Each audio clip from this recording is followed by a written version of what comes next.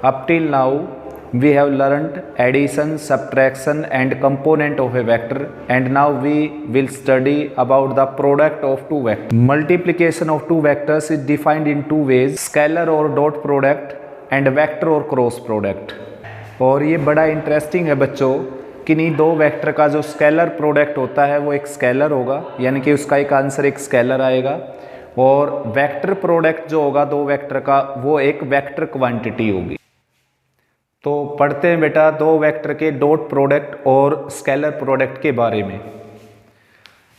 If vector A and vector B are any two vectors and theta is the angle between direction of these two vectors, then their scalar product can be denoted as A dot B and defined as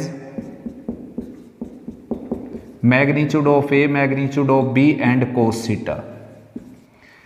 यानी कि उन दो vector का scalar product जो है बेटा वो denoted होगा A डॉट B से और डिफाइंड होगा magnitude of vector A, magnitude of vector B and cos theta, where magnitude of vector A is A and magnitude of vector B is B,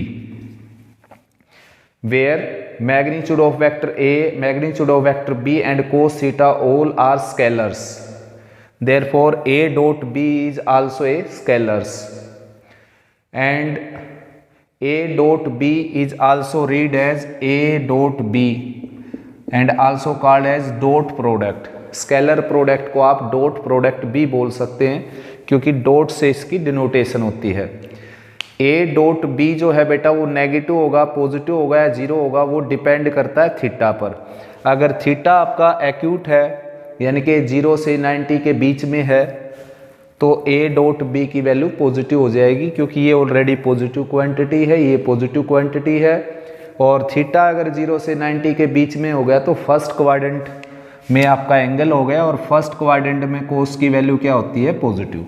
तो overall positive positive positive, overall क्या हो गया? Right side positive. तो यानी कि A dot B क्या आ गया? Positive. A dot B negative कब होगा बच्चों? जब कोस थीटा की वैल्यू नेगेटिव होगी। और नेगेटिव कब होगा कोस थीटा? जब एंगल जो है ऑब्ट्यूज होगा, यानी कि 90 से 180 के बीच में होगा, इंक्लूडिंग 180।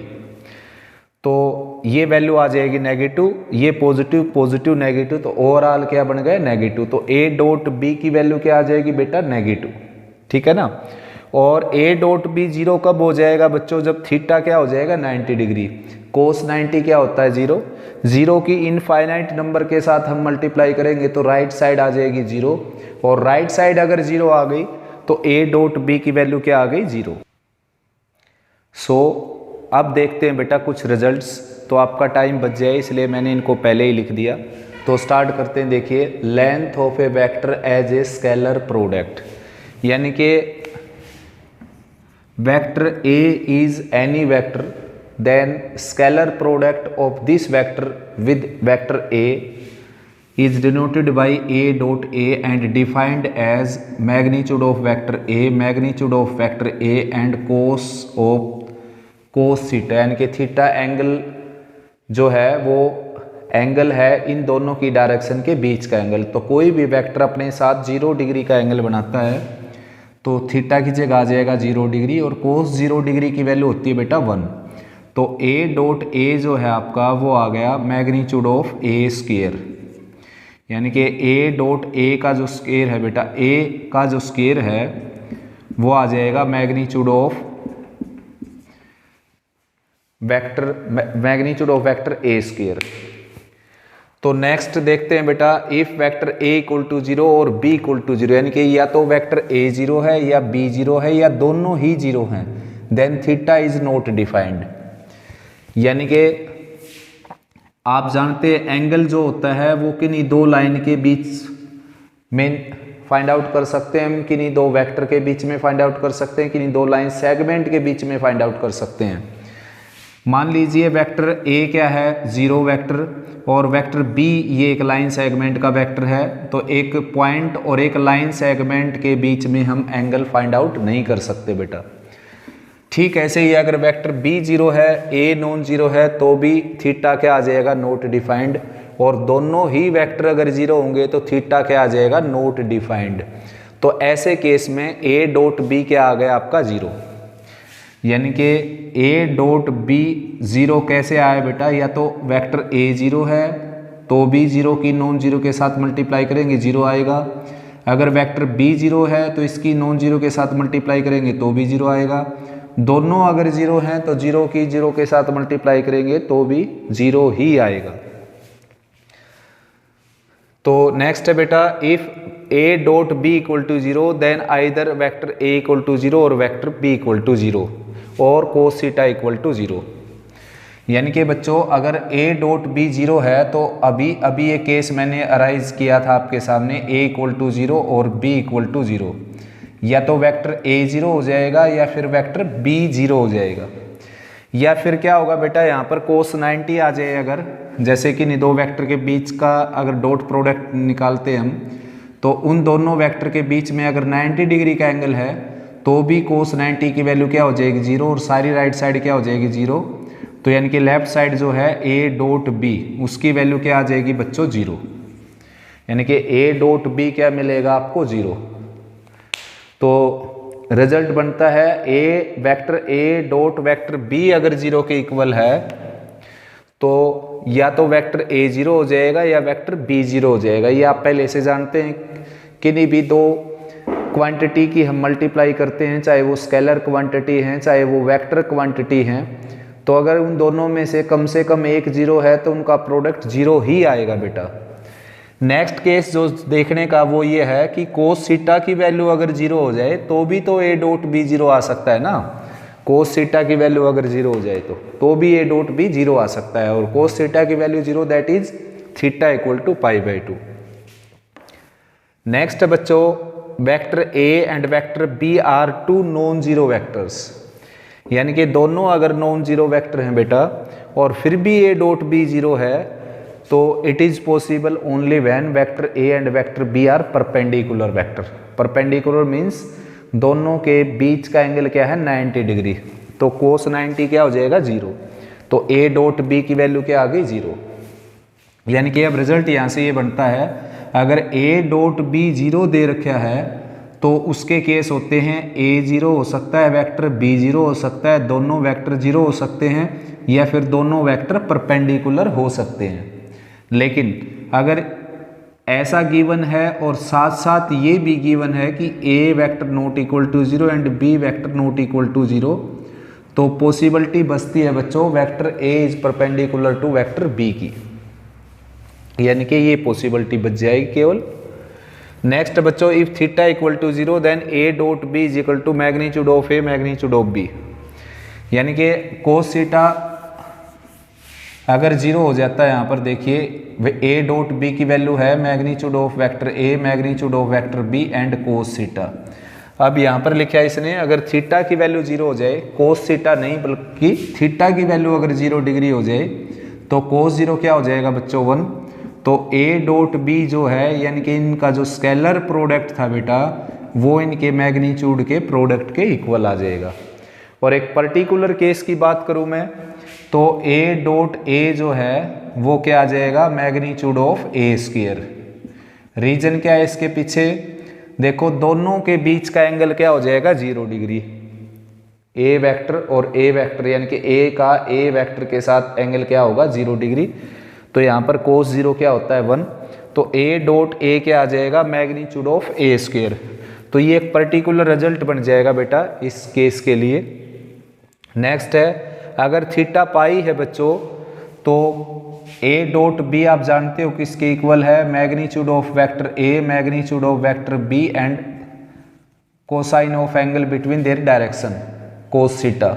और थीटा अगर बच्चों पाई है, पाई दैट इज 180 डिग्री और कोस 180 डिग्री कोस पाई रेडियन की वैल्यू होती है -1, तो ये माइनस हो जाएगा, तो ए डॉट बी की वैल्यू आ जाएगी इसके इक्वल। उसके बाद इसका पर्टिकुलर अगर केस हम डिफाइन करें तो vector A minus dot negative of vector A that is magnitude of vector A square with negative sign.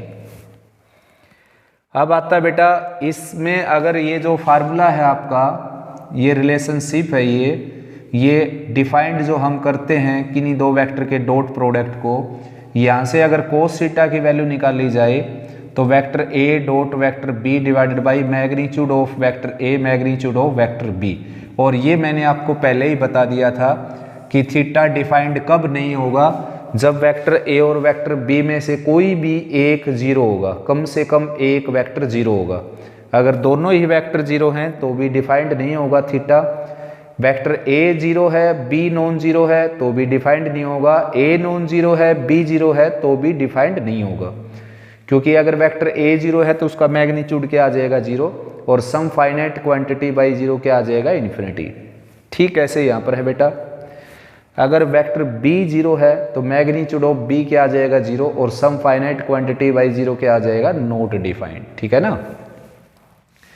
उसके बाद नेक्स्ट है बेटा इसमें 8th point, A and B are like vector then theta equal to zero. इसी case में वापस आते हैं एक बार, दोनों वेक्टर के बीच का जो एंगल है वो जीरो भी हो सकता है और पाई भी हो सकता है। जीरो तब होगा बच्चों जब दोनों की डायरेक्शन सेम होगी, जैसे ये वेक्टर ए है, ये वेक्टर बी है बेटा, दोनों की डायरेक्शन अगर सेम होगी, सेम डायरेक्शन में होंगे, उन्हीं को बोलते हैं लाइक वेक्टर। तो दोनों की डायरेक्शन अगर सेम होगी तो दोनों के बीच में एंगल क्या हो जाएगा, 0 डिग्री। और रिजल्ट आपके सामने है ही, A dot B is equal to magnitude of vector A magnitude of vector B cos zero, यानी कि ए डॉट बी आ जाएगा बेटा सिंपल ए बी के इक्वल, यानी कि उनकी लेंथ के प्रोडक्ट के इक्वल। अगर बच्चों दोनों वेक्टर अनलाइक हैं, जैसे कि यहाँ लिखा हुआ है अनलाइक, अनलाइक मीन्स दोनों की डायरेक्शन अपोजिट है, जैसे बी की डायरेक्शन इस तरफ, ए की डायरेक्शन उस तरफ, लेकिन ए की लाइन ऑफ सपोर्ट सेम है दोनों की। तो बच्चों दोनों अनलाइक वेक्टर हैं, तो दोनों के बीच में जो एंगल बोला जाता है बेटा वो बोला जाता है पाई रेडियन, यानी कि 180 डिग्री।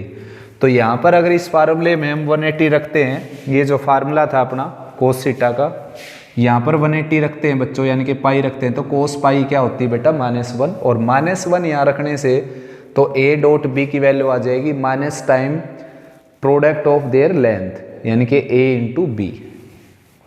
तो ये ध्यान देना आपने, लाइक वेक्टर हैं तो दोनों के बीच में एंगल बन गया 0 डिग्री, अनलाइक वेक्टर हैं तो दोनों के बीच में एंगल बन गया पाई रेडियन। नेक्स्ट बच्चों 10th point, most important point है, ये vector A and B are orthonormal that is perpendicular vector then theta equal to π/2, तो थीटा π/2 हो जाएगा। तो फार्मूले में π/2 रखेंगे, यहाँ पर कोस π/2 क्या आ जाएगा, 0, और ए डॉट बी की वैल्यू क्या आ जाएगी बच्चों, 0, यानी कि ये कंडीशन बन गई है परपेंडिकुलरिटी की, ए डॉट बी क्या हो जाएगा उसमें 0। अब आपके सामने कोई भी क्वेश्चन आ जाए जिसमें आपने चेक करना है कि दोनों वेक्टर परपेंडिकुलर हैं या नहीं, तो आप उन दोनों का डॉट प्रोडक्ट करके देख लीजिए। अगर डॉट प्रोडक्ट 0 आता है तो that means both are perpendicular vector.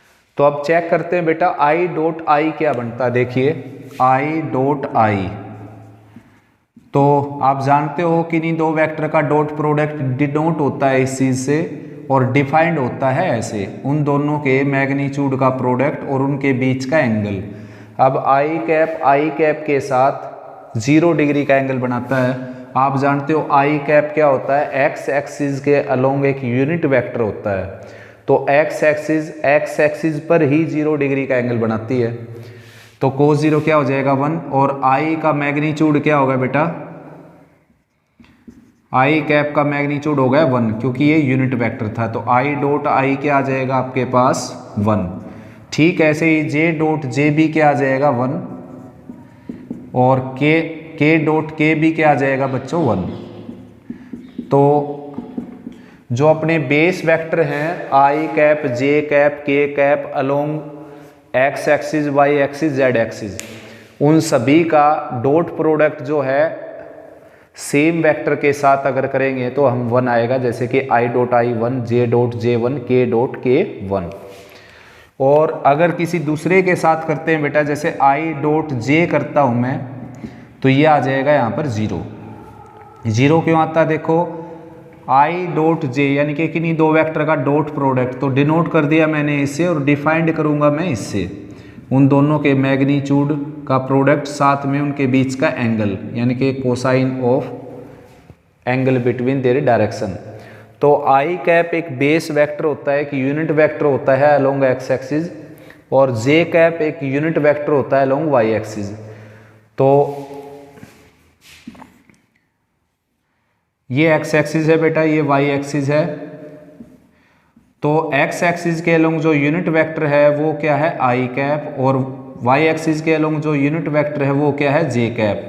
तो एक्स एक्सिस और वाई एक्सिस के बीच में एंगल क्या होता है, 90 डिग्री का। तो कोस 90 लिखा है मैंने, कोस 90 जीरो होता है, तो that is I dot J क्या आ जाएगा बच्चों, जीरो, और जे डॉट आई भी क्या आ जाएगा बेटा, जीरो। ठीक है ना, जे डॉट आई करेंगे तो यहाँ पर जे का मैग्नीट्यूड, आई का मैग्नीट्यूड, और यहाँ पर कोस 90 वही जीरो हो जाएगा। ठीक ऐसे ही बच्चों जे डॉट के क्या आ जाएगा, जीरो, क्योंकि के कैप एक यूनिट वेक्टर है अलोंग जेड एक्सिस, और जे कैप एक यूनिट वेक्टर है अलोंग एक्स एक्सिस। तो एक्स एक्सिस छोड़ो, वाई एक्सिस और जेड एक्सिस के बीच का एंगल भी क्या होता है, 90 डिग्री। तो यहाँ पर आ जाएगा कोस 90, तो कोस 90 जीरो। ठीक ऐसे ही जे डॉट के मैंने जीरो लिखा है, तो के डॉट जे भी क्या आ जाएगा बच्चों, जीरो, और आई डॉट के क्या आ जाएगा, जीरो, और के डॉट आई भी क्या आ जाएगा बेटा, जीरो। तो सारे के सारे जो अपने बेस वेक्टर हैं अगर डिफरेंट का प्रोडक्ट करते हैं, डॉट प्रोडक्ट, तो ऑलवेज क्या आएगा, जीरो, और सेम का करते हैं तो क्या आएगा, 1। नेक्स्ट बेटा geometrical interpretation of scalar product. तो ज्योमेट्रिकल मीनिंग समझते हैं स्केलर प्रोडक्ट का। Scalar product of two vectors is the product of modulus of either vector and the projection of the other in its direction. तो इसका meaning ये है कि जो स्केलर प्रोडक्ट होता है बच्चों, यानी कि ए डॉट बी, वो क्या होता है बेटा, किसी एक वेक्टर का मॉडुलस,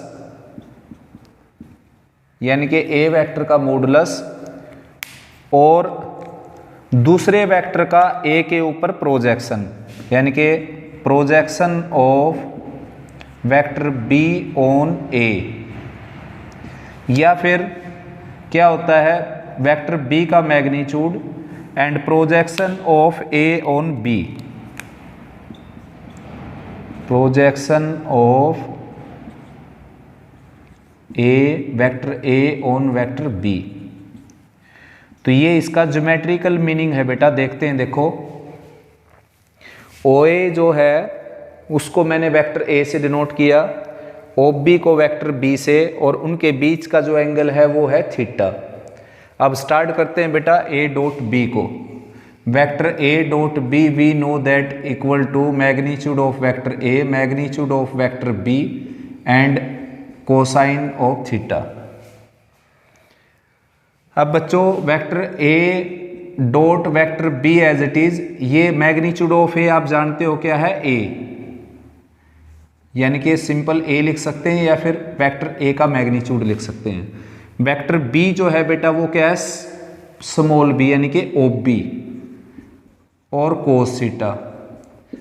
अब हाइट एंड डिस्टेंस का कंसेप्ट यूज करते हैं। देखो O N divided by O B क्या है बच्चों, कोस थीटा के इक्वल, बेस बाई हाइपोटेनस। ये 90 डिग्री का एंगल है, परपेंडिकुलर डाल दिया मैंने यहाँ से और यहाँ से, इसको हटा देता हूँ फिलहाल, ये प्रूव करने लग रहा हूँ मैं आपके सामने। देखो ये वेक्टर थे दो, O A vector and O B vector, denoted by vector A and vector B.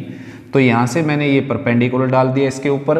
अब आप देख सकते हैं O N divided by O B that is base by hypotenuse, यानी कि कोस थीटा। तो ओ बी को अगर मैं राइट में ले जाता हूँ तो ओ एन की वैल्यू आ जाएगी ओ बी कोस थीटा, यानी कि ओ बी कोस थीटा को आप लिख सकते हो O N. Vector A dot vector B is equal to magnitude of vector A and O N. और ओ एन क्या है बच्चों, ये है O N that is projection of O B on this line, O A line, यानी कि projection of vector B on vector A.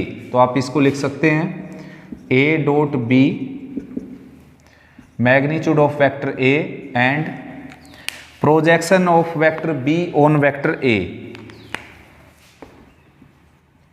Projection of vector B on vector ए, ठीक है ना। ठीक इसी तरीके से अगर मैं यहाँ पर परपेंडिकुलर डाल देता हूँ तो a डॉट बी किसके इक्वल हो जाएगा बेटा, ऐसे ही प्रूव कर सकते हैं, magnitude of vector b and projection of vector a on vector b,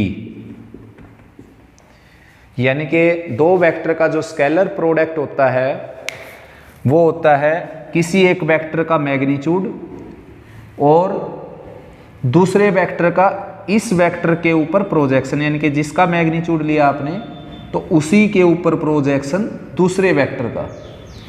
तो जैसे मैग्नीट्यूड आप a का लेते हैं तो प्रोजेक्शन a के ऊपर ही बनेगा, b का प्रोजेक्शन a के ऊपर। अगर आप b का मैग्नीट्यूड लेते हैं यहाँ पर तो प्रोजेक्शन वेक्टर b के ऊपर बनेगा, वेक्टर a का प्रोजेक्शन b के ऊपर बनेगा। तो ये है बेटा geometrical interpretation of scalar product of two vectors.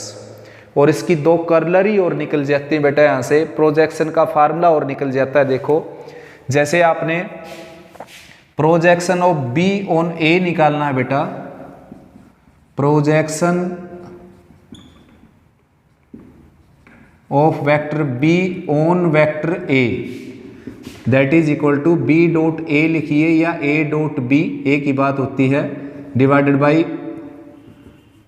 Magnitude of vector ए, यानी कि मैग्नीट्यूड ऑफ ए वेक्टर से आप डिवाइड कर सकते हो, प्रोजेक्शन आ जाएगा बी के का ए के ऊपर, और ए का बी के ऊपर प्रोजेक्शन निकालना तो इस टर्म को आप नीचे ले आ सकते हैं, यानी कि projection of A on B, projection of vector A on vector B that is vector A dot vector B divided by magnitude of vector B.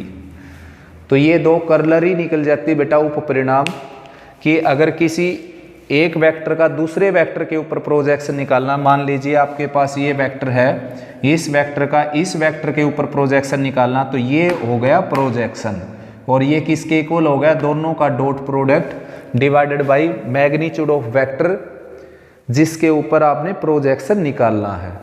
यानी कि प्रोजेक्शन ए का बी के ऊपर निकालना है या बी का ए के ऊपर, अपर पार्ट में तो दोनों का डॉट आएगा, लोअर पार्ट में किस वेक्टर का मैग्नीट्यूड आएगा जिसके ऊपर आपने प्रोजेक्शन फाइंड आउट करना है, ठीक है ना।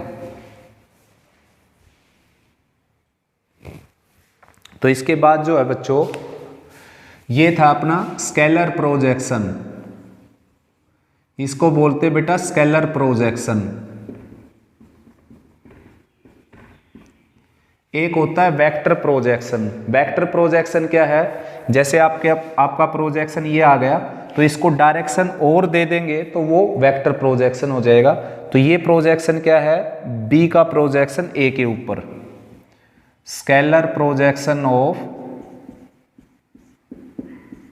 Vector B on vector A that is A dot B लिखिए या बी डॉट ए लिखिए, ए की बात है, divided by magnitude of vector ए, यानी कि वेक्टर बी का वेक्टर ए के ऊपर स्केलर प्रोजेक्शन है बेटा ये।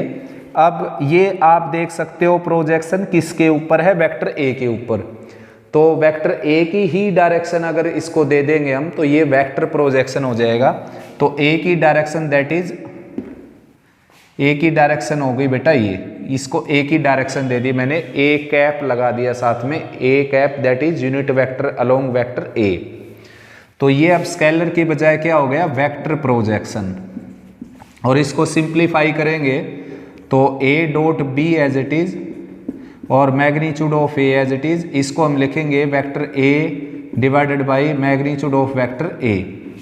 तो ये हो गया बच्चों ए डॉट बी एक स्केलर आ जाएगा, उसके साथ एक वेक्टर का प्रोडक्ट है यहाँ पर जिसको सिंपली मल्टीप्लाई बोलेंगे हम, जो हम पढ़ चुके, और नीचे आ जाएगा मैग्नीट्यूड ऑफ वेक्टर ए का स्क्वायर, वेक्टर ए के मैग्नीट्यूड का स्क्वायर। यानी कि कभी भी आपको वेक्टर प्रोजेक्शन निकालना बी का ए के ऊपर तो वो हो जाएगा उनके स्केलर प्रोडक्ट का उस वेक्टर के साथ डायरेक्शन, उस वेक्टर के अलोंग डायरेक्शन जिसके ऊपर आपने प्रोजेक्शन फाइंड आउट किया है। तो साथ में एक डायरेक्शन और अटैच करनी है बेटा, जिसके ऊपर आपने प्रोजेक्शन निकालना है उसकी डायरेक्शन को अटैच करना है, यानी कि इसकी डायरेक्शन को आपने अटैच करना है, इसकी डायरेक्शन को। अगर आप B का A के ऊपर निकालते हैं तो जिसके ऊपर आप निकालते हैं उसकी डायरेक्शन को अटैच करना है। अगर A का B के ऊपर निकालते हैं आप vector projection of vector A on vector B, then A dot B divided by magnitude of B, ये तो हुआ बेटा स्केलर प्रोजेक्शन। अब ये किसके ऊपर आपने प्रोजेक्शन निकाला है? वेक्टर B के ऊपर, A का B के ऊपर।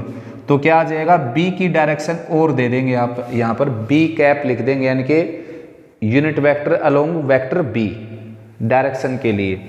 तो ये आ जाएगा vector B divided by magnitude of vector B, और magnitude of vector B magnitude of vector B क्या आ जाएगा? स्क्वायर।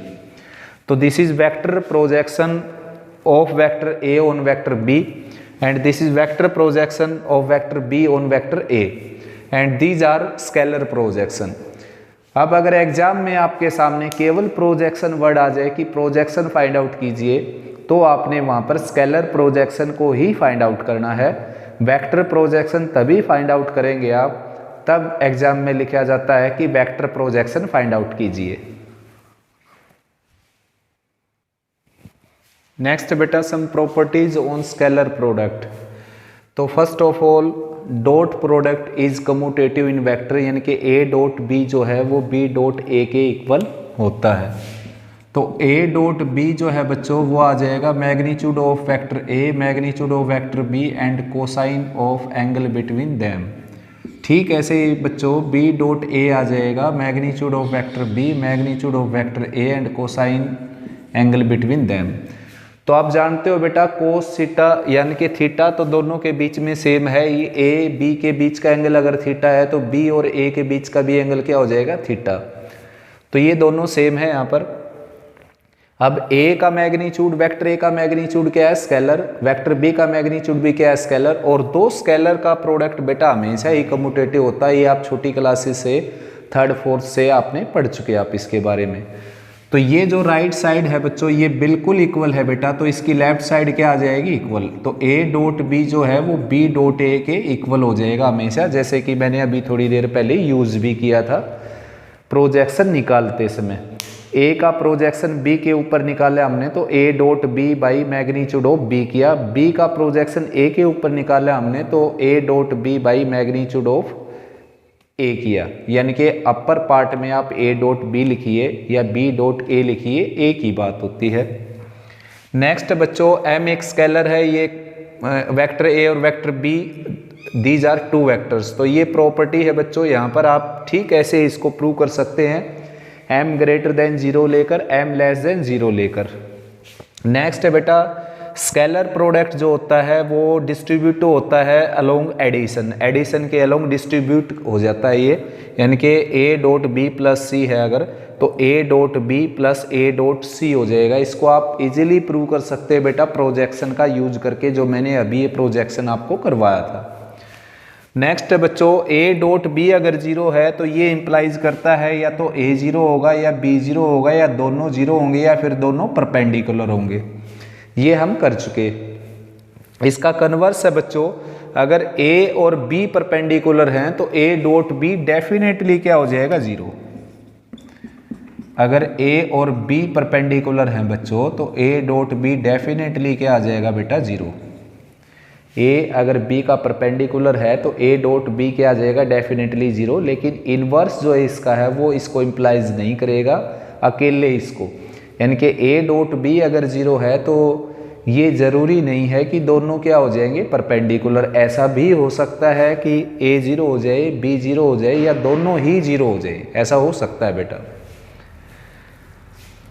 तो नेक्स्ट है analytical form of scalar product. यानी कि बच्चों अगर आपके पास वेक्टर A है A1 I cap A2 J cap and A3 K cap, और वेक्टर B है बेटा B1 I cap B2 J cap and B3 K cap. तो इन दोनों का डॉट प्रोडक्ट करेंगे हम, देखिए तो A1 I cap, A2 J cap and A3 K cap dot B1 I cap, B2 J cap and B3 K cap. तो बेटा अभी थोड़ी देर पहले हमने किया था I डॉट I किया था, I डॉट J किया था, J डॉट I किया था, उन्हीं का यूज करेंगे। देखिए तो जैसे आप अलजेब्रा में यानी कि अलजेब्रा में जैसे प्रोडक्ट करते हैं ठीक वैसे ही करेंगे हम। देखो इसको मैं लेकर चलता हूँ, इसके साथ प्रोडक्ट करता हूँ तो ये आ जाएगा A1 B1 और I डॉट I। फिर मैं इसका प्रोडक्ट करता हूँ इसके साथ, तो A1 B2 और I डॉट J क्या आ जाएगा बेटा 0। तो A1 B2 की 0 के साथ मल्टीप्लाई 0 हो जाएगी। फिर हम इसके साथ प्रोडक्ट करते हैं A1 I कैप का, A1 I कैप का B3 K कैप के साथ, तो ये स्केलर है, ये बाहर निकल जाएगा। अभी हमने यहाँ पर पढ़ा, देखिए यहाँ पर ये पढ़ चुके हम। तो I डॉट K क्या आ जाएगा 0, और 0 होने के कारण ये सारा क्या आ जाएगा 0, यानी कि A1 I कैप की मल्टीप्लाई केवल बचती है B1 I कैप के साथ। ठीक ऐसे ही A2 J कैप की मल्टीप्लाई स्टार्ट करनी बेटा हमने, इसकी मल्टीप्लाई इसके साथ करते हैं तो A2 J कैप और B1 I कैप। अभी आप यहाँ पर चुके स्केलर बाहर निकल जाता है इस डॉट प्रोडक्ट से, तो स्केलर बाहर निकल जाएगा B1, और J डॉट I आप पढ़ चुके क्या होता है 0। तो यानी कि इसका डॉट प्रोडक्ट इसके साथ क्या हो गया बच्चों 0। अब इसके साथ करते हैं A2 B2 और J डॉट J, डायरेक्ट लिख दिया मैंने, और इसका इसके साथ प्रोडक्ट अब क्या आ जाएगा 0। देखो J डॉट K क्या आ जाएगा 0।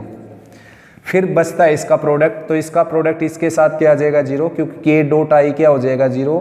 इसका प्रोडक्ट इसके साथ भी क्या आ जाएगा 0, और इसका प्रोडक्ट इसके साथ क्या आ जाएगा A3 B3 और K कैप और K कैप। तो I डॉट I क्या होता है 1, J डॉट J क्या होता है 1, K डॉट K क्या होता है 1। तो वेक्टर A डॉट B मिल गया बेटा आपको A1 B1, A2 B2 and A3 B3। This is analytical form of scalar product, that is dot product. Next है बच्चों एंगल बिटवीन टू वेक्टर्स, यानी कि इन्हीं दो वेक्टर के बीच का अगर आपने एंगल निकालना है, vector A dot vector B divided by magnitude of vector A magnitude of vector B, ये आप फार्मूला पढ़ चुके। तो A डॉट B की वैल्यू आपके पास है बच्चों, यहाँ रख सकते हो A1 B1, A2 B2 and A3 B3। और लोअर पार्ट में बच्चों A का मैग्नीट्यूड निकालना आपने, यानी कि इसका मैग्नीट्यूड, तो बेटा I के कंपोनेंट का स्क्वायर, J के कंपोनेंट का स्क्वायर, K के कंपोनेंट का square under the square root. B का मैग्नीट्यूड निकालना आपने, ठीक ऐसे ही I के कंपोनेंट का स्क्वायर, J के कंपोनेंट का स्क्वायर और K के कंपोनेंट का square under the square root. तो this is angle between these two vectors. अब बच्चों एंगल आ गया तो कंडीशन भी आएगी डेफिनेटली। नेक्स्ट मैंने लिखा है condition of perpendicularity and parallelism की।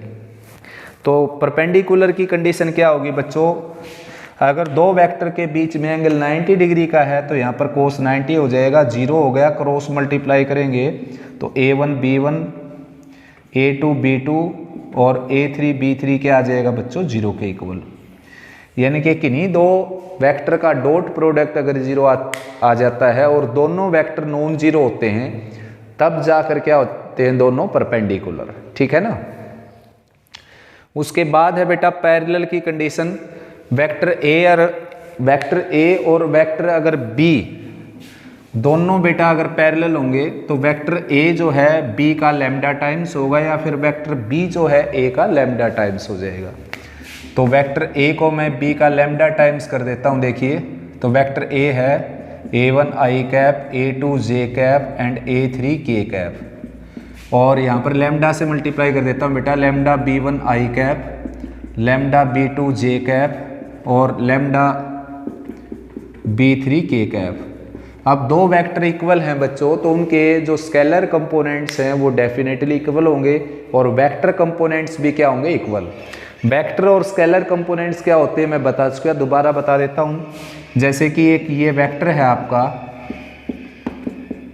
ये वेक्टर है बेटा, तो इसके स्केलर कंपोनेंट्स हैं 2 3 4। These are scalar components, scalar components, ठीक है ना, यानी कि आई, जे और के कोफिशिएंट। वेक्टर कंपोनेंट्स क्या है बेटा, 2i cap, 4j cap and 3j cap and 4k cap. These are vector component. ये हैं बच्चों वेक्टर कंपोनेंट्स।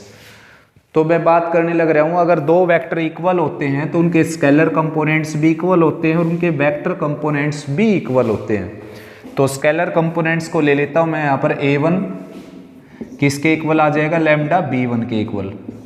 ठीक है, ऐसे a2 किसके इक्वल आ जाएगा, लैम्डा b2 के इक्वल। और ठीक ऐसे ही बेटा a3 किसके इक्वल आ जाएगा, लैम्डा b3 के इक्वल। तो b1 से डिवाइड करेंगे, a1 बाई b1 आ जाएगा लैम्डा के इक्वल, a2 बाई b2 आ जाएगा लैम्डा के इक्वल और a3 बाई b3 आ जाएगा लैम्डा के इक्वल। तो सभी आपस में इक्वल आ गए, तो रिजल्ट बनता है a1 by b1, a2 by b2 and a3 by b3। यानी कि बच्चों अगर दो वेक्टर पैरेलल हैं तो उनके स्केलर कंपोनेंट्स बेटा प्रोपोर्शनल होते हैं। ये दो वेक्टर अगर पैरेलल हैं तो इनके स्केलर कंपोनेंट्स क्या हो जाएंगे, प्रोपोर्शनल। नेक्स्ट बेटा सम इंपॉर्टेंट रिजल्ट्स, जैसा कि अलजेब्रा में पढ़ा था आपने, vector A plus vector B के मैग्नीट्यूड का स्क्वायर जो है वो इक्वल होता है इसके। तो प्रूव करते हैं इसको। देखिए वेक्टर ए के मैग्नीट्यूड का स्क्वायर आप जानते हो a डॉट ए के इक्वल होता है, तो ठीक ऐसे ही a प्लस बी के मैग्नीट्यूड का स्क्वायर आ जाएगा बेटा a plus B dot A plus B.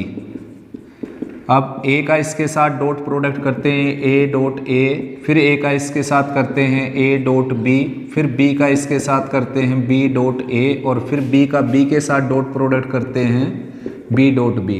And we know that a dot A is magnitude of vector a square और a dot B as it is बेटा। और आप जानते हो कम्यूटेटिव होते हैं वेक्टर में डॉट प्रोडक्ट, जो वेक्टर है वेक्टर का डॉट प्रोडक्ट क्या होता है, कम्यूटेटिव। तो b डॉट ए की जगह आप लिख सकते हैं a डॉट बी और b डॉट बी आ जाएगा magnitude of vector b square. तो a के मैग्नीट्यूड का स्क्वायर b के मैग्नीट्यूड का square plus 2 times vector a dot B. ठीक ऐसे ही बेटा ये माइनस का जो साइन है यहाँ पर माइनस है तो यहाँ पर माइनस लग जाएगा, यहाँ पर माइनस लग गया तो डॉट प्रोडक्ट किया तो यहाँ पर माइनस का साइन आ गया, यहाँ पर माइनस का साइन आ गया। अब b डॉट ए की जगह आप a डॉट बी लिख सकते हैं, तो माइनस माइनस क्या हो जाएगा, -2 times vector a dot vector b। और ठीक ऐसे ही बेटा a डॉट ए यहाँ पर a के मैग्नीट्यूड का स्क्वायर आ जाएगा, -a डॉट b आ गया ये, उसके बाद प्लस b डॉट a आ गया और उसके बाद -b डॉट b आ गया। तो ये आ गया मैग्नीट्यूड ऑफ a स्क्वायर और minus vector a dot vector b, इसको आप लिख सकते हैं a डॉट वेक्टर b और ये है b के मैग्नीट्यूड का स्क्वायर। तो ये कैंसिल हो गया बच्चों, ये रिजल्ट आ गया आपका।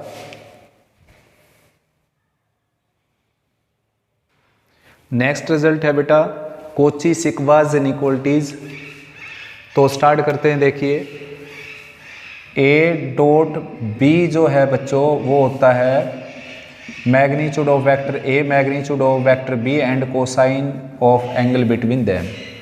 तो अगर स्क्वायर किया जाए तो a डॉट b का स्क्वायर ये आ जाएगा बेटा और यहाँ पर आ जाएगा magnitude of vector a magnitude of vector b का स्क्वायर और कोस स्क्वायर थीटा। अब ये दोनों क्या है, इक्वलिटी है यहाँ पर, ठीक है ना, और मेरे को बनानी है इनइक्वलिटी। तो आप जानते हो कोस स्क्वायर थीटा की वैल्यू जो है वो लेस देन 1 होती है। लेस देन 1 मीन्स जैसे कि मान लीजिए कि कोस स्क्वायर थीटा की वैल्यू जो है, कोस स्क्वायर थीटा की वैल्यू होती है बेटा लेस देन 1। मान लीजिए कोस स्क्वायर थीटा की वैल्यू 1/2 है, तो अगर मैं इसको 2 से मल्टीप्लाई कर दूंगा यानी कि 2 हटा दूंगा इसके लोअर पार्ट से, तो अब इसका मैग्नीट्यूड बढ़ जाएगा यानी कि ये इससे ग्रेटर हो जाएगा। ठीक है ना, बिल्कुल सिंपल है कोची सिक्वाज इनइक्वालिटी। ठीक ऐसे ये है ट्राइंगल इनइक्वालिटी बेटा। तो magnitude vector a plus b के मैग्नीट्यूड का स्क्वायर आप जानते हो magnitude of a square magnitude of b square and plus 2 times vector a dot b, इसके इक्वल हमने प्रूव किया था। ठीक है ना। इसके इक्वल हमने प्रूव किया था अभी अभी थोड़ी देर पहले। तो ए डॉट बी की जगह मैं लिख सकता हूँ बेटा magnitude of vector A, magnitude of vector B and cosine of angle them. तो vector A plus vector B के मैग्नीट्यूड का स्क्वायर है, ये आ जाएगा वेक्टर मैग्नीट्यूड ए का स्क्वायर, वेक्टर मैग्नीट्यूड बी का स्क्वायर और plus 2 times this into cos theta. अब कोस थीटा की वैल्यू जानते हो अब बेटा, आप लेस देन 1 होती है तो अगर मैं कोस को हटा दूं तो इसकी वैल्यू बढ़ जाएगी, ये क्या हो जाएगा ग्रेटर देन इक्वल टू। तो a प्लस बी के मैग्नीट्यूड का स्क्वायर ऑलरेडी है और इसको आप लिख सकते हो magnitude of vector a magnitude of vector b पूरे का स्क्वायर। और अगर स्क्वायर रूट लेते हैं बेटा तो a प्लस बी का मैग्नीट्यूड जो है वेक्टर a प्लस बी का मैग्नीट्यूड वो इक्वल आ जाएगा इसके। तो ये है ट्राइंगल इनइक्वलिटी। और लास्ट में बचता है थर्ड रिजल्ट, वो प्रूव करते हैं। देखो वेक्टर ए को लेकर चल पड़ता हूँ बेटा मैं, जैसे वेक्टर ए को लेकर चल पड़ा मैं, इसमें बी ऐड कर दिया मैंने और बी सब्ट्रैक्ट कर दिया, बी ऐड किया और बी सब्ट्रैक्ट किया। अब आप जानते हो ये जो वैल्यू है ये लेस देन इक्वल टू हो जाएगी magnitude of this vector plus magnitude of this vector according to this result. यानी कि दो वेक्टर का सम है तो उन दोनों के अलग अलग के मैग्नीट्यूड से लेस या इक्वल हो जाएगा। ठीक मैंने ऐसे ही किया, एक वेक्टर ये दूसरा वेक्टर ये। तो ये लेफ्ट में चला हुआ था बेटा, बी को लेफ्ट में ले आ सकते हो आप। ये आपका थर्ड रिजल्ट प्रूव हो जाएगा, ठीक है ना। इसको लेफ्ट में अगर मैं लिखता हूं vector A minus vector B का मैग्नीट्यूड, तो इनइक्वलिटी का साइन भी चेंज हो जाएगा। देखो वेक्टर ए का मैग्नीट्यूड माइनस वेक्टर बी के मैग्नीट्यूड। तो समझ सकते हो बेटा पॉज करके वीडियो को। और